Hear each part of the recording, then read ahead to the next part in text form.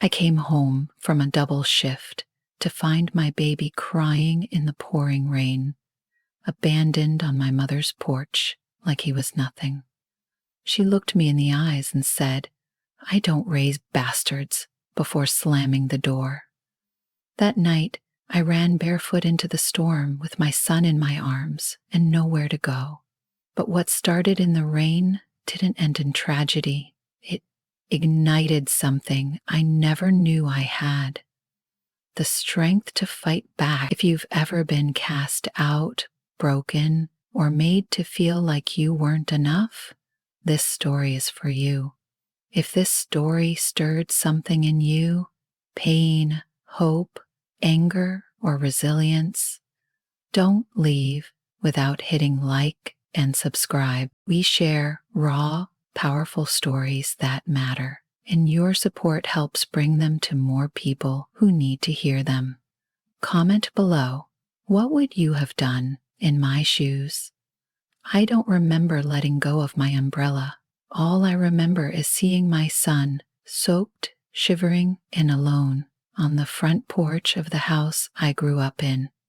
His tiny hands were gripping the edges of that yellow knit blanket I made during the worst nights of my pregnancy. It was soaked now, clinging to his trembling body like a rag left in the gutter.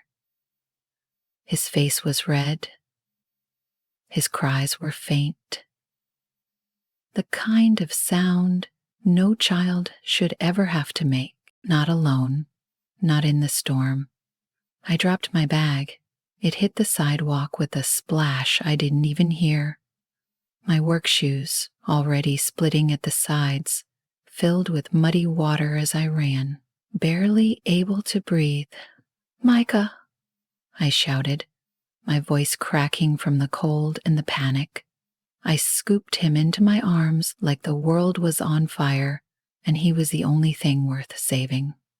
His body was ice, drenched to the bone, barefoot, outside. My hands trembled as I wrapped the blanket tighter around him, trying to block out the wind with my body. "I've got you, baby," I whispered, my voice shaking more than the storm itself. "Mama's here. I've got you. You're safe now." Then I heard it, her voice, that voice. Well, look who decided to come home. I turned slowly, dread crawling down my spine like ice water. There she was, Loretta Cole, my mother, arms crossed, scowl locked in place like it had never left. She stood in the doorway, dry as a desert, not even a flicker of concern on her face. "What the hell is wrong with you?" I screamed over the roar of the rain. "You left him out here? He's a baby?" She didn't blink, didn't move, just stared me down with that same cold, bone-deep hatred she's perfected over the years. "I told you, Savannah," she said, her tone like a slap to the face. "I don't raise bastards. You brought shame into my house. Now live with it." The words sliced through me, sharper than any knife. Before I could speak, Candace stepped into the doorway behind her. My older sister, always perfect, always untouched, always crueler than necessary. She leaned against the doorframe, twirling a piece of dry hair between her fingers with a smirk that could rot concrete. "Serves you right," she said, "you filthy little whore." I blinked, raindrops stinging my eyes. "He's your nephew, Candace. He's a baby," she shrugged. "You should have thought about that before you opened your legs for some loser." My throat closed up. I couldn't breathe. My grip on Micah tightened as he whimpered against my chest. "Get out," Loretta said, like she was telling me to take out the trash. "What?" I whispered. "You want to raise that child? Do it somewhere else, not under my roof. I have nowhere to go." The words came out raw and cracking, but I wasn't begging for me. I was begging for him, for Micah, for my son. Loretta turned away, just like that, and Candace laughed, that high, cruel, mocking laugh that had haunted me since childhood. Then the door slammed, and the porch light went out, and it was just me, my son, and the rain. For a second, I didn't move. I couldn't. Raindrops ran down my face, mixing with tears I refused to let fall. I looked down at Micah's face, his tiny lips blue, his fingers clinging to my damp shirt, like I was the only thing he had left. Because I was. All those years trying to earn their love, trying to fit into a family that made it clear I was a blemish on their perfect picture. I thought if I just worked hard enough, stayed quiet enough, they'd eventually see me, accept me, maybe even love me. Instead, they threw my baby to the storm.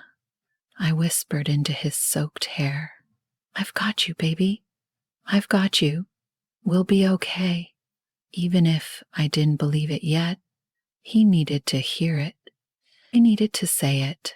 And so, barefoot, heartbroken, carrying everything that mattered in the world against my chest, I stepped off that porch, into the rain, into the unknown, with no plan, no destination, just the desperate need to get as far from that house and those monsters inside it as humanly possible. The streets blurred under the rain, glowing orange under street lamps, like they were trying to pretend the night wasn't swallowing everything. I had no idea where I was going, just away, away from the porch, away from the door that slammed in my face, away from the sound of Candace's laugh, echoing behind me like a curse I couldn't shake. Micah whimpered against my chest. I was soaked through, my diner uniform clinging to my skin, every step heavier than the last. My feet stung with every crack in the sidewalk. I hadn't even noticed I'd lost a shoe. All I knew was I had to keep moving, but the world doesn't stop for the broken, not even for mothers. That's when the headlights hit me, a blinding white light that split the storm like a spotlight. I barely had time to turn my body, shielding Micah with my arms before the tires screamed against the pavement. There was no time to think, just instinct. I curled around him, heart slamming against my ribs, ready for the worst. Then came the impact, not the full weight of metal, thank God, but enough to knock the breath from me as I hit the wet asphalt. Pain flared through my ribs, my arms, my hip. Micah screamed. It was the most terrifying and relieving sound I'd ever heard because it meant he was alive. A shadow appeared above me. Rain poured off his coat sleeves as he bent down, shouting something I couldn't make out. My eyes fluttered, vision swimming. Then his voice. Clear, deep, urgent. "Savannah, Savannah, can you hear me?" He knew my name. How? When I woke again, it was too bright. The sterile hum of fluorescent lights buzzed overhead. I was lying in a hospital bed. The blanket was thin and stiff, not mine. My body ached in places I hadn't realized could hurt. I sat up too fast. Pain lanced through my side and I gasped. Then I remembered. "Micah," I whispered, panic curling up my throat. "Where's my baby?" A voice from the corner answered, calm, steady, male. "He's right here." I turned and saw him, my son, curled in a clear plastic bassinet beside me, swaddled in a warm blanket, dry, safe, breathing. His tiny chest rose and fell like nothing had happened, like the world hadn't almost taken him from me, like his grandmother hadn't already tried. I reached out and touched his soft cheek. My fingers shook, and that's when I noticed him, the man. He sat in the corner of the room like he belonged there, not a nurse, not a cop, something else. His dark hair was slicked back, damp at the edges, his sleeves still rolled from the storm. His shoes were muddy, like he hadn't even stopped to clean himself up. "I'm Graham," he said quietly. "Graham Whitmore." I was the one driving. I blinked at him, too stunned to speak. "I didn't hit you hard," he added, his voice tight, "but I couldn't leave you there. You and your son. No one should be lying in the rain like that." Something about his tone made me pause. He wasn't just being kind, he sounded furious, like the image of me crumpled on the sidewalk with a baby in my arms had done something to him, left a mark. "I didn't expect you to stay," I said, my voice barely more than a breath. He gave a small, dry laugh. "That makes two of us." The door opened and a doctor walked in, a tired-looking woman with her hair pulled into a tight bun. She checked her chart, looked me over. "You've got a mild concussion, a few bruised ribs, nothing broken. You'll be sore for a while, but you're lucky." She glanced at Micah, then back at me. "He's perfectly fine," she added, "a little cold and hungry, but healthy. Perfectly fine." I nearly broke at those words. Tears came fast and hot, not the ugly sobs I was used to choking back, just the quiet kind, the kind that sneak out when your body is too tired to hold them anymore. I turned away, wiping my eyes with the back of my hand. Graham stayed silent until the doctor left. "I covered the bill," he said casually, like he was offering me a cup of coffee. I looked at him. "You didn't have to do that. You didn't ask for any of this either." I didn't know how to respond. I wasn't used to kindness that didn't come with strings or guilt attached like price tag. He stood, brushing off his coat. "Do you have somewhere to go?" I laughed, bitter, hollow. Would I have been walking barefoot in a thunderstorm if I did? He hesitated, just a breath. Then, "I have a guest house. It's safe. Warm, just until you figure things out." I stared at him like he'd offered me the moon. "You don't even know me." He met my eyes. "Maybe, but I know what it's like to be invisible and what it means when someone finally sees you." I looked at Micah, at the bruises on my arm, at the storm still clawing against the hospital windows, and I whispered, "Okay."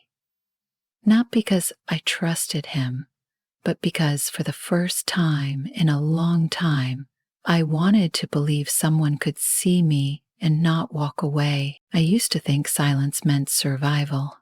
If I just kept my head down, didn't cause trouble, didn't fight back, maybe I could pass through their world unnoticed. I was wrong. Silence doesn't protect you. It just makes it easier for people like my mother to hurt you without consequence. That realization didn't hit all at once. It came in pieces. The first was when I stepped into Graham's guest house. Guest house. That's what he called it. Like it was some modest little shelter tucked behind a bigger place. But when we pulled up to his estate, yes, estate, I felt like I'd accidentally wandered into a movie set. There were white columns and a wraparound porch, stone walkways lit with warm lanterns, and tucked in the back, surrounded by flowering bushes and trees heavy with rain, sat a 2-bedroom cottage with shining windows and fresh paint. It was bigger than any home I'd ever lived in. Inside, the air smelled like fresh linens and vanilla. The kitchen was fully stocked. The beds had comforters so fluffy I wanted to cry. There were soft towels in the bathroom, baby soap in a basket by the sink, and a crib already set up in the guest room. Micah slept through the tour. I didn't. I kept waiting for the catch. Then came Miss Ruby Green. She knocked once and walked in like she owned the place. her silver curls bouncing as she carried a basket of folded baby clothes and cornbread wrapped in a napkin. "You must be Savannah," she said, setting the basket down. "And this little one must be Micah." I nodded, still stunned. "I'm Ruby," she said with a smile that didn't feel forced. "I keep this house running while Mr. Whitmore forgets normal folks need to eat something other than takeout and ambition." I didn't say much. I didn't know how.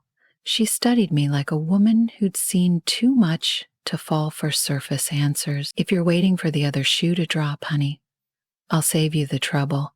Donovan doesn't do charity, he does decency." It stuck with me, that word, decency. No one had used that word around me in years. Not since before I got pregnant.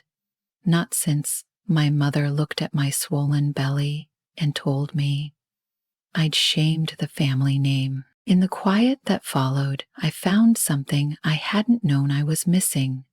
Space. Space to think, to breathe, to imagine a life that wasn't just survival, but peace. Like everything in my life, didn't last. It was a Wednesday, the slowest shift at Southern Table, the diner where I picked up work again. I was refilling coffee at table 4 when I felt it, that chill in the air that said something was coming. I heard her voice before I turned around. "Well, well," she drawled, all fake sweetness. "Look what the storm dragged back in." I froze. There she was, Loretta Cole, dressed like she just came from Sunday service, heels sharp, pearls shining like armor, and beside her, stuck to her hip like a shadow, Candace. Same smug face, same manicured nails curled around a designer bag. They didn't come to eat, they came to strike. My coworkers went quiet. Customers looked up from their eggs and biscuits. The clatter of forks slowed like the room was holding its breath. Candace scanned the place, nose wrinkling. "Guess the rich man didn't marry you yet, huh?" Her laugh cut through me like a razor. I swallowed hard. "You need to leave." "Oh, we're not here to stay," Loretta said, stepping closer. "Just here to remind you, you owe us for disgracing this family, for dragging our name through the mud." My fingers gripped the coffee pot like it could anchor me. I wanted to scream, to throw something, to tell the whole diner what she did, how she left a baby in the rain like garbage. Instead, I whispered, "You left my son out in a thunderstorm." She didn't flinch. "And I'd do it again, better than letting you ruin him too." The words knocked the air from my lungs. Then, as casually as they came, they turned and walked out, leaving a wake of silence and shame behind them. I made it to the bathroom before my knees gave out. I slid down the tiled wall, arms wrapped around myself, the sobs breaking loose in ugly, heaving waves. I thought I was strong enough, but in that moment, I was nothing but shattered glass. Later that night, I tried to pretend everything was fine.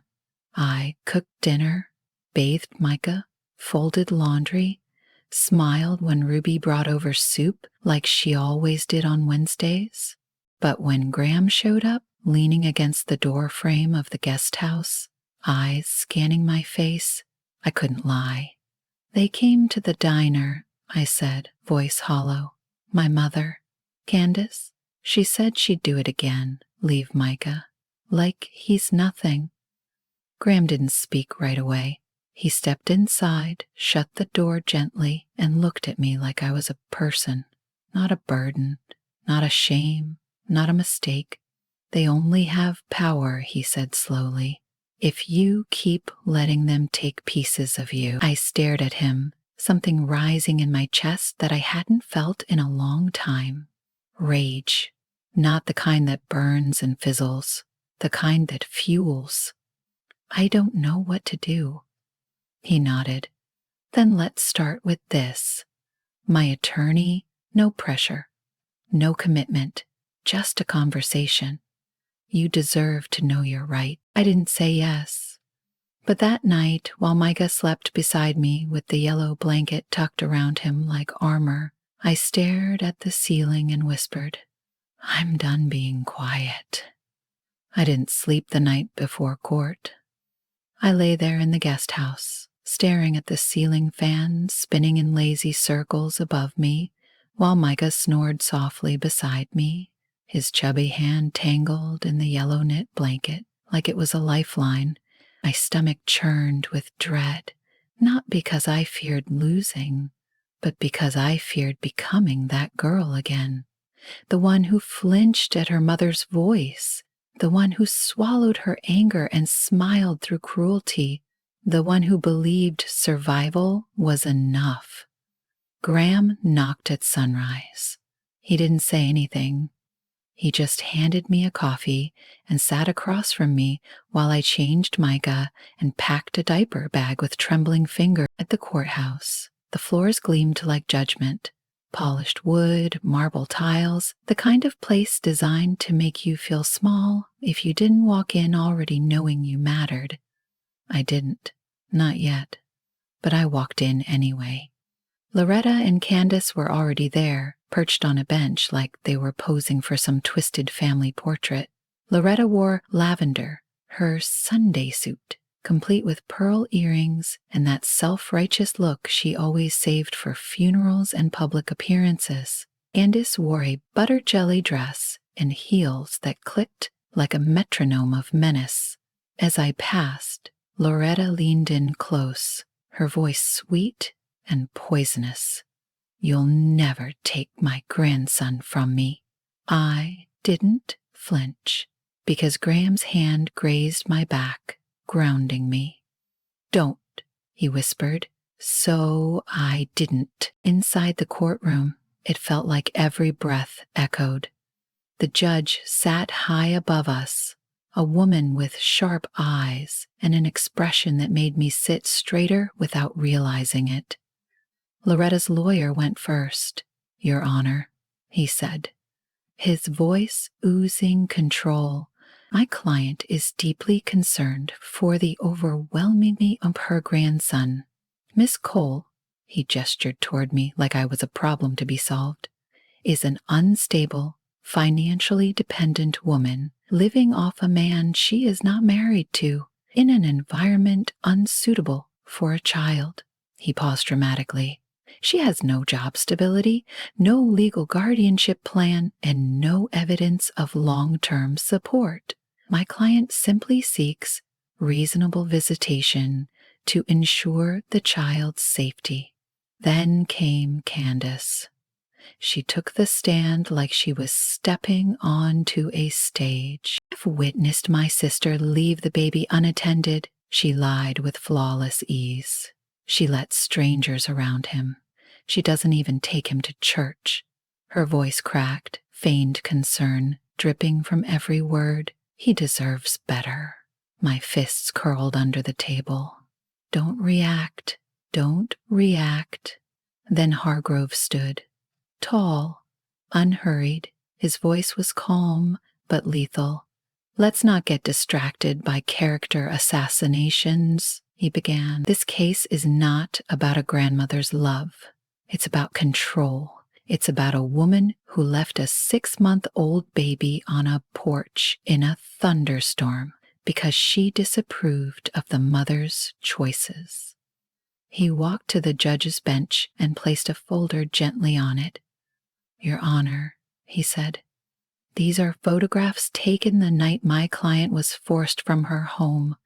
Her infant son was left alone in the rain. The injuries Savannah sustained from that night are also documented in the hospital report attached. I didn't want to look at the photos, but I saw the judge's face when she did. It changed. Gone was the courtroom neutrality. For a moment, she was just a human being, staring at a baby soaked in rain, crying in the dark. Loretta tried to object. That's taken out of context. The judge shut her down with a look, and then it was my turn. I stood, My knees wobbled, but my voice didn't. My mother doesn't want to see Micah, I said, looking the judge in the eye. She wants to punish me. She wants to control me, like she always has. But this isn't about me anymore. This is about my son. And I will not let him grow up thinking love looks like fear. The room went still. When the judge spoke again, her voice was low but firm. I will be granting the protective order, she said, eyes still on Loretta. The petition for grandparent visitation is denied. I exhaled so hard I nearly collapsed. Loretta didn't move. Candace's mouth dropped open. And me? I finally felt taller than the courtroom. In the hallway outside, Loretta lunged toward me like a snake uncoiled. You think you've won? She hissed. You'll always be nothing. I stepped forward, inches from her face. Then why are you so afraid of me now? I said. She opened her mouth, but nothing came out. Candace yanked her away, red in the face, and Graham guided me toward the doors before security had to get involved. Oh, that night, in the soft light of the guest house, Graham handed me a mug of chamomile tea. You didn't just survive her today, he said quietly. You made her afraid. I looked over at Micah sleeping peacefully in his crib, yellow blanket clutched in his tiny fist, and I smiled. Good, I said. Let her know I'm done being afraid. The silence that followed the courtroom felt unfamiliar, not the kind I used to dread, cold, judging, sharp around the edge. No, the silence was warm, like the hush of a baby breathing, like peace, pulling up a chair and saying, you can rest now. It had been 3 weeks since the ruling. The restraining order was in place. The visitation petition vanished like smoke in sunlight. Mr. Hargrove said it wasn't surprising. Abusers rarely want the court's full attention once their cruelty is on record. Loretta hadn't tried to reach out since the verdict. No flowers, no messages, no threats, just nothing, which from her was everything. Candace, of course, found other ways to lash out. Bitter posts on social media, ugly little whispers in community gossip threads. One said, ungrateful brat living off handouts and acting like a saint. I didn't reply. I didn't need to. Some people scream into the void. Others build a life so full, so safe, so whole, the void can't reach them anymore. That morning, I woke up to the sound of Micah's little feet padding across the wood floor. He was giggling, chasing a butterfly through the kitchen window, while Ms. Ruby hummed an old gospel song and flipped pancakes with the ease of someone who'd survived her own wars long before mine. The sun spilled through the curtains, casting gold across the walls. Outside, Graham's garden bloomed. Micah toddled through the flower rows, sticky fingers clutching a dandelion like it was treasure. His yellow blanket was tied around his neck like a cape, my little superhero, my whole world. I sat on the porch, warm mug in hand, wrapped in a peace I hadn't known I was capable of creating. It didn't feel borrowed anymore. It felt earned.